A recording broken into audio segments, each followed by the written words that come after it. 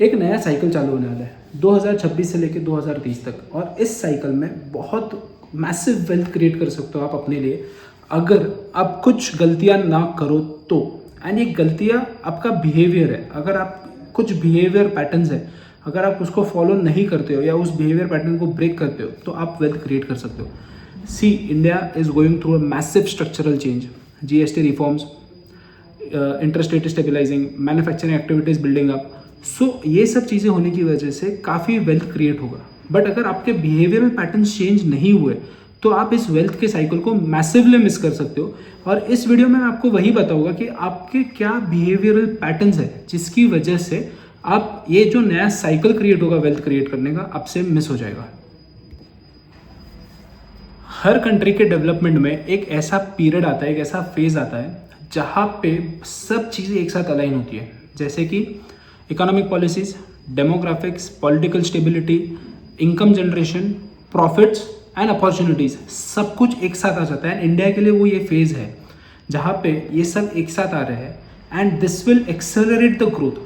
और जब ग्रोथ होती है तब क्या होता है, इनकम बढ़ती है, एसेट्स के वैल्यू बढ़ते हैं, मार्केट्स बढ़ता है।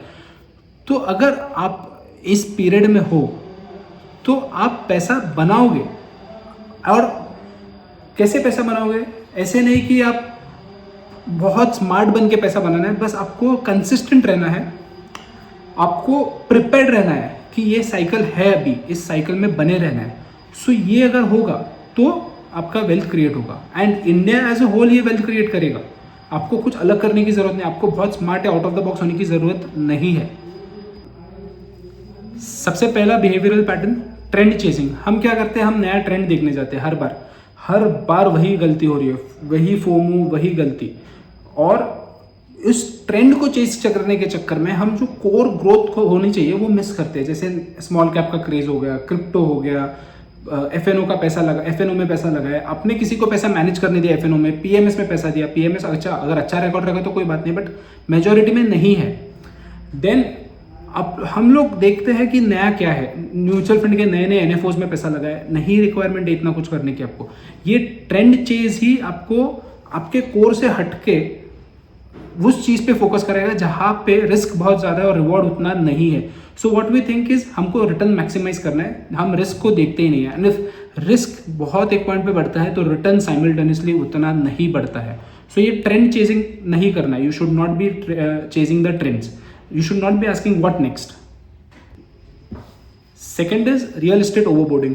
क्या होता है, हर बार जब भी ऐसे साइकिल्स आते हैं सब लोग अपना मेजॉरिटी 70-80% पैसा रियल एस्टेट में अटका देते हैं। अब प्रॉब्लम होता क्या है, जब जरूरत पड़ती है, लेट्स से मार्केट में 15% करेक्शन आया, कोविड जैसा पीरियड है, 50% मार्केट डाउन है, एक प्राइवेट बिजनेस खरीदने का मौका मिल गया बहुत अच्छे रेट में, क्योंकि सामने वाला स्ट्रेस में है, आपको वो बिजनेस बहुत लिक्विडेटिव है, वो बिजनेस आपको 5 साल में कहाँ का कहाँ ले जा सकता है।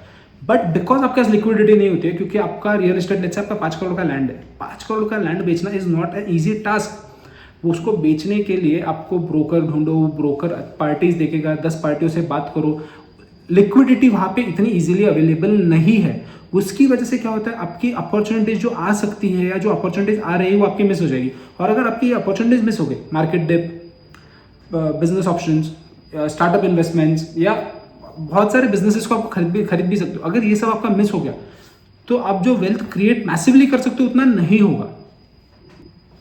Over confidence. कोविड के बाद 2021 से 2023 तक बहुत सारे लोगों ने बहुत पैसा बनाया, पर तब 2024 आया, 2025 आया, मार्केट नेगेटिव था।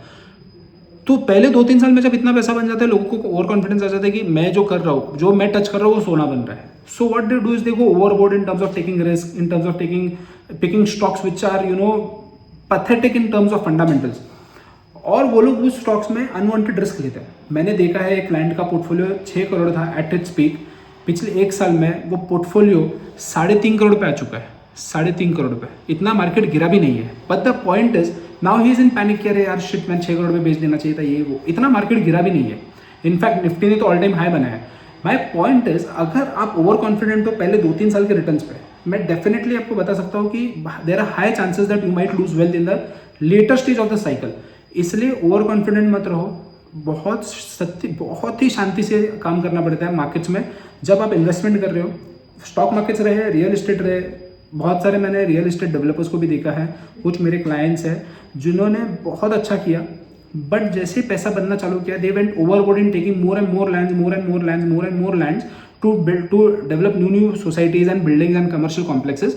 बट प्रॉब्लम क्या हो गया, जब कोई एक अटक गया जहाँ पे सेल नहीं हुआ या वहाँ पे लिटिगेशन में अटक गया, उसको एक रिपलिंग इफेक्ट हो गया पूरे उनके एसेट्स पे और पूरे उनके नेटवर्क पे। सो मेरा पॉइंट यही है कि इनिशियल सक्सेस को आप एक्स्ट्रापोलेट मत करो और पेशेंटली रुको वहाँ पर।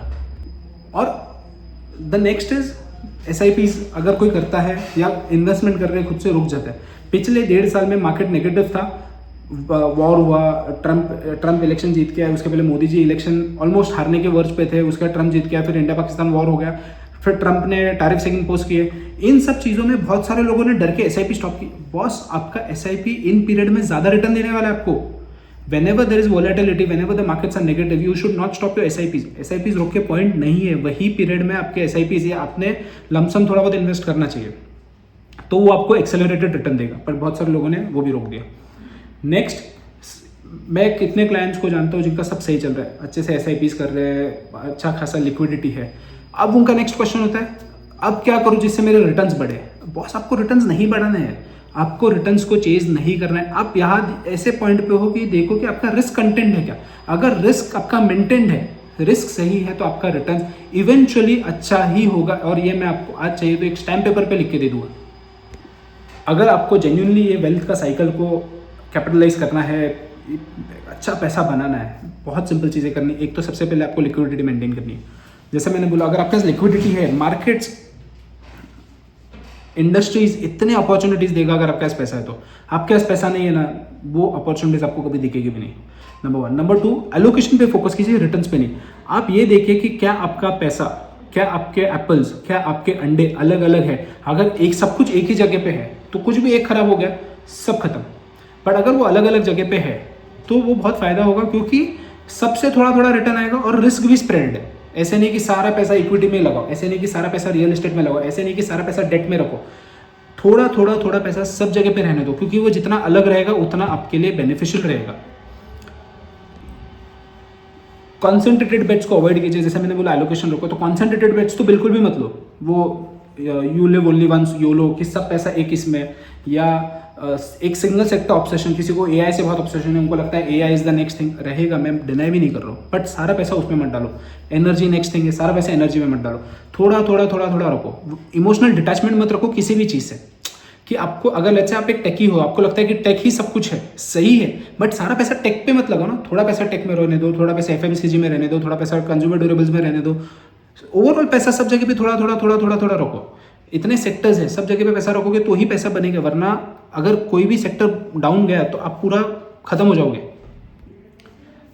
सी, साइकिल तो है, वेल्थ तो बनने वाला है। If you want to make wealth in this particular period, you should not be asking the question that where market will create wealth. You should be asking the question that how will I behave in this particular cycle so that my wealth is created. And अगर आपने कुछ points को ध्यान में रखा, जो बहुत simple है, टू बी वेरी ऑनेस्ट, सुनने में सिंपल है, एग्जीक्यूट करने में थोड़े डिफिकल्ट है, बट अगर वो हो गया तो you will create a massive massive massive wealth in the next coming years, and you will be very grateful for yourself that you controlled those behavior patterns and you created a lot of wealth. Thank you for watching the video. I create videos every Tuesday on this particular topics of finance, behavior and mental models. See you next Tuesday. Thank you.